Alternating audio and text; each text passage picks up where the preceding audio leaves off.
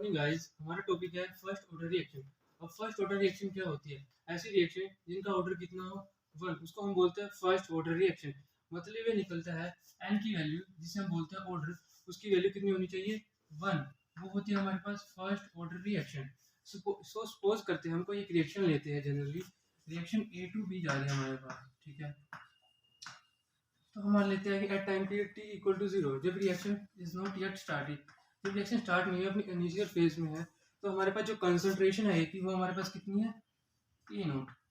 अब रिएक्शन है वो स्टार्ट नहीं हुई, तो कंसंट्रेशन कितनी होगी बी की, वो होगी हमारे पास 0। अब हमें पता है कि अब मान लेते हैं कि रिएक्शन स्टार्ट हो चुकी है। जब रिएक्शन स्टार्ट हो चुकी है तो हमारे पास जो ए नोट जो पहले कंसंट्रेशन थी वो क्या हो जाएगी, वो डिक्रीज होना स्टार्ट हो जाएगी। हम मान लेते हैं कि एट अ टाइम टी, किसी पर्टिकुलर टाइम टी पे उसकी जो कंसंट्रेशन है ए की वो हो जाती है हमारे पास ए नोट माइनस एक्स। जो ए नोट माइनस एक्स उसकी कंसंट्रेशन हो जाती है टाइम पीरियड टी के बाद, उसको हम मान लेते हो कितनी है ए टी। हम जानते हैं कि अगर इसका 1 मोल ए रिएक्ट करेगा तो हमें कितना मिलेगा, 1 मोल ऑफ बी मिलेगा। सिमिलरली हमारे पास ए है, ठीक है, उसकी कितना रिएक्टर है वो एक्स, तो बी में भी कितना बनेगा, सिमिलरली एक्स बनेगा। तो हमारे पास ये जनरल रिएक्शन होगी। अब हम इस रिएक्शन की हेल्प से इसमें केमिकल काइनेटिक्स लगाएंगे और फर्दर वैल्यूज निकालेंगे। जैसे हम वैल्यू निकालते हैं, हमें पता है सबसे पहले डिफरेंशियल रेट लो लगाएंगे। डिफरेंशियल रेट लो क्या कहता है? डिफरेंशियल रेट लो हमें यह बोलता है कि change in concentration per unit time is equal to rate होता है। ये कहता है कि किसी इंस्टेंटेनियस टाइम पे कि बहुत स्मॉल चेंज कंसंट्रेशन में स्मॉल टाइम के लिए वो होता है डिफरेंशियल रेट लो कहता है। ये कहता है कि रेट हमारी इक्वल होगी कितना चेंज होना किसमें, कंसंट्रेशन में विद रिस्पेक्ट टू टाइम। अब इसमें कंसंट्रेशन हम किसी की भी ले सकते हैं, हम रिएक्टेंट की कंसंट्रेशन ले सकते हैं और प्रोडक्ट की कंसंट्रेशन लेते हैं। हम यहाँ पे लेके चलते हैं कि मान लेते हैं हमने रिएक्टेंट की कंसंट्रेशन ली थी, तो कितना चेंज हो रहा है रिएक्टेंट कंसंट्रेशन में, डी ए बाई में डी टी। अब यहाँ पे नेगेटिव साइन आ रहा है, तो नेगेटिव साइन किसके लिए, नेगेटिव साइन ये दिखा रहा है कि जब उसकी इनिशियल कंसंट्रेशन ए थी, जैसे जैसे टाइम बढ़ा जाएगा रिएक्शन स्टार्ट हो जाएगी, तो उसकी इनिशियल कंसंट्रेशन क्या डिक्रीज होना स्टार्ट हो गया, तो नेगेटिव साइन यहाँ पे डिक्रीजिंग कंसंट्रेशन को शो करता है। अब दूसरा हम उसकी रेट ऑफ रिएक्शन निकालेंगे किसके बेस पे, ऑर्डर ऑफ रिएक्शन के बेस पे। रेट ऑफ रिएक्शन किसके निकालेंगे, ऑर्डर ऑफ रिएक्शन के बेस पे। ऑर्डर ऑफ रिएक्शन के लिए रेट कितना होता है हमारे पास के, इसमें जो हम कंसंट्रेशन लेते हैं हम ऑर्डर ऑफ रिएक्शन में, वो हम सिर्फ कंसंट्रेशन किसके लेते हैं, रिएक्टेंट की लेते हैं। इसमें हम प्रोडक्ट की कंसंट्रेशन नहीं लिखते। हमारे पास रिएक्टेंट की कंसंट्रेशन कितनी थी ए, एंड उसका ऑर्डर कितना है हमारे पास 1। अब हमारे पास क्या आगे सिंपली दो इक्वेशंस आ गई, ये हमारे पास होगी फर्स्ट इक्वेशन और ये हमारे पास होगी सेकंड इक्वेशन, ठीक है। तो हमारे पास अभी देखा हमें फर्स्ट और सेकंड इक्वेशन, वो सिर्फ एक ही रिएक्शन की इक्वेशन है, तो हम इन दोनों को करते हैं सिंपली इक्वेट कर सकते हैं। तो हम फर्स्ट एंड सेकंड इक्वेशन को क्या करेंगे, इक्वेट करेंगे। जैसे हमारी फर्स्ट इक्वेशन से आया हमारा डी ए बाय में डी टी, या हमें डिफरेंशियल रेट लो से वो किसके इक्वल है, ऑर्डर ऑफ रिएक्शन। जो ऑर्डर ऑफ रिएक्शन से हमारा कितना है कि, ठीक है, तो हमारा इसका ऑर्डर कितना है 1। अब हमें पता है यहाँ पर हमारा डिफरेंशिएशन है। अब हमें डिफरेंशिएशन को खत्म करना है, तो हम किसका यूज करेंगे, इंटीग्रेशन का यूज करेंगे। तो इंटीग्रेशन का पहले यूज करने के लिए हम सेम टर्म को एक साइड लेके आ जाएंगे, ए वाली टर्म को हम इस साइड ले आएंगे। तो हमारे पास हो गया डी ए बाय में ए, इधर चल के जाके हो जाएगा के डी टी, ये हमारे पास हो जाएगा के डी टी, ठीक है। अब हमारे पास नेगेटिव साइन है, तो नेगेटिव साइन इधर लिखे कोई फर्क पड़ता नहीं, तो हम ये नेगेटिव साइन हम यहाँ ले लेते हैं, ठीक है। तो हम इसका क्या करेंगे, हम इंटीग्रेशन स्टार्ट करते हैं। तो हम इसका इंटीग्रेशन करेंगे तो हमें लिमिट्स भी लेनी पड़ेगी। लिमिट स्टार्ट करते हैं जब टाइम टी इक्वल टू 0, जब रिएक्शन स्टार्ट नहीं हुई थी टाइम टी, तो हमारी इनिशियल कंसंट्रेशन कितनी थी ए नोट, ठीक है, हमारी कंसंट्रेशन थी ए नोट। और जब रिएक्शन स्टार्ट होगी किसी पर्टिकुलर टाइम टी पे, तो हमारा टाइम पीरियड कितना हो गया टी, तो कंसंट्रेशन हमारी कितनी हो गई हमारे पास 80, ये हो गया हमारे पास कंसंट्रेशन 80। अब हम इसका सिंपली इंटीग्रेशन सोल्व करेंगे। हमें पता है कि इंटीग्रेशन जैसे 1/x का इंटीग्रेशन क्या होता है, ln x होता है ना, तो 1/a का इंटीग्रेशन क्या होगा, सिंपली ln a होगा। तो हमारे इसका इंटीग्रेशन सिंपली क्या हो जाएगा, ln a हो जाएगा। और इसकी लिमिट कहाँ से कहाँ तक हो जाएगी, ए नोट से लेके 80 तक हमारी इसकी क्या हो जाएगी, लिमिट्स हो जाएगी। ए नोट से 80 तक हमारी इसकी लिमिट्स हो जाएगी। अब हम इसका इंटीग्रेशन सोल्व करेंगे। सिंपली हम देखो इसमें डी है और इंटीग्रेशन है, तो डी और इंटीग्रेशन सिंपली साइन कट जाएगा, तो हमारा क्या आ जाएगा यहाँ पे के टी। और जब हम इसकी क्या करेंगे, इंटीग्रेशन करेंगे 0 से टी, लिमिट्स लगाएंगे, तो ये सिंपली क्या आ जाएगा ऐसे सिंपली का फॉर्मूला यही का यही आ रहा है KT का।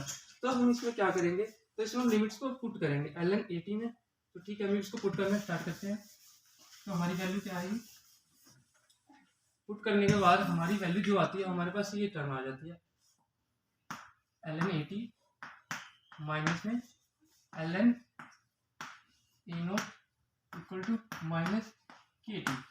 ये हमारे पास कोई इक्वेशन आ गई इंटीग्रेशन को सोल्व करने के बाद। तो हम इसको ऐसे सिंपली ऐसे भी लिख सकते हैं ln 80 equal to minus KT plus ln A0। इसको हम इक्वेशन नंबर दे देते हैं, ये हमारी इक्वेशन नंबर 3 हो गई। ठीक है, अब हमें पता है कि ln किसके इक्वल होता है, natural log of 2.303 log base 10e। और ln हमें x ले रखा था, हमारे पास क्या है x। तो हम इसको सिंपली इस इक्वेशन में लिख सकते हैं। हम कैसे क्यों कर रहे हैं, क्योंकि हम फर्दर इसकी इजीली से कैलकुलेशन कर सके। तो हम इसको चेंज किसमें करेंगे, ये हो जाएगा हमारा 2.303 log 80 equal to minus KT का KT आ जाएगा, इसमें तो कोई चेंज नहीं होगा, प्लस इसमें आ जाएगा 2.303 log ऑफ A0।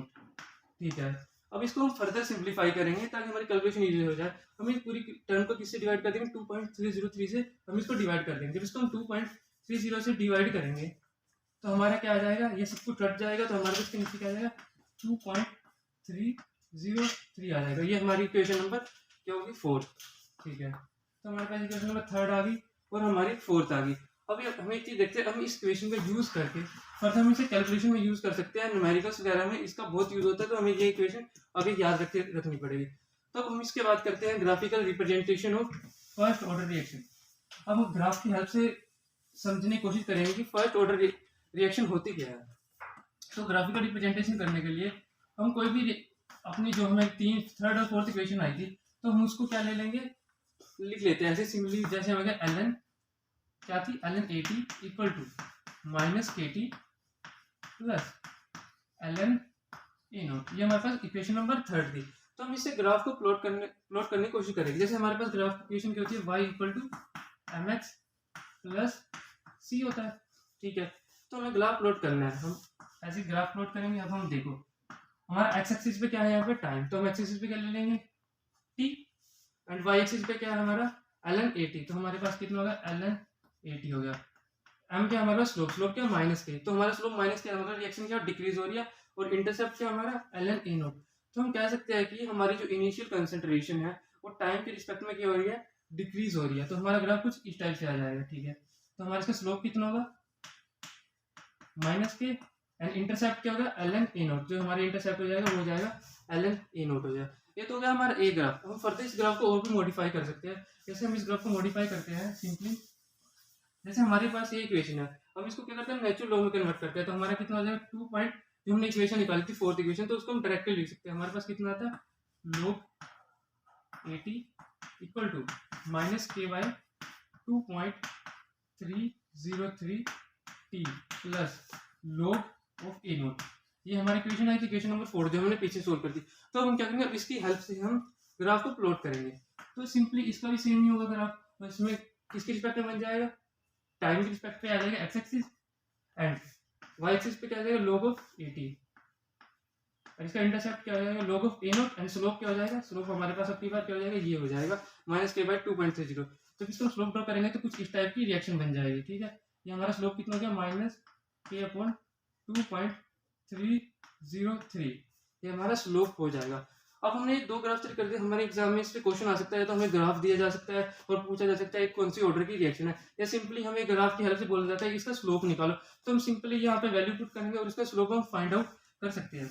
अब हम एक थर्ड ग्राफ है, तो थर्ड ग्राफ पुट करेंगे। उस ग्राफ में होता क्या है कि उससे हम पता लगाएंगे कि जो हमारी फर्स्ट ऑर्डर रिएक्शन है वो कितने टाइम पीरियड में कंप्लीट हो रही है। जैसे हमने कोई इक्वेशन ले ली, इक्वेशन थर्ड लिया ln 80 equal to minus KT plus ln A0 हो गया।